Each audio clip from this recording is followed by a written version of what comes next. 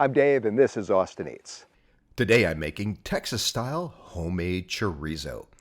This is really easy to make, it tastes great, and it's right here on Austin Eats.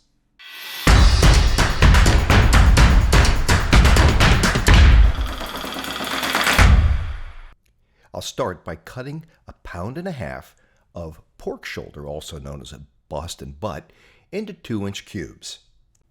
Because a pork shoulder does not have enough fat to make good chorizo, I'm going to add another 1/2 pound of cut up pork back fat. Then I'll simply mix that fat together with the pieces of pork shoulder and grind it all up.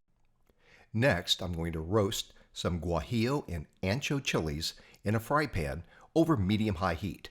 Then soak them for a while, about 30 minutes until they get nice and soft. Those are going to go into a blender with some garlic and some onion and mix it up. I'll pour that mixture over the sausage and then add all of the spices. Some ground cumin, some cumin seeds, black pepper, paprika, cayenne pepper, kosher salt, some coriander, and some cinnamon. Then I'm going to simply mix this by hand until all of the spices and the meat come together. It's important to not squeeze this mixture because that will change the texture of the chorizo. Next, I'm going to simply scoop some of this into food saver bags and freeze it so I have chorizo anytime I want. I like to cook chorizo in a cast iron skillet. It gets nice and hot and just saute this until it's done. It can be difficult to tell when chorizo is done because it doesn't brown like ground beef does.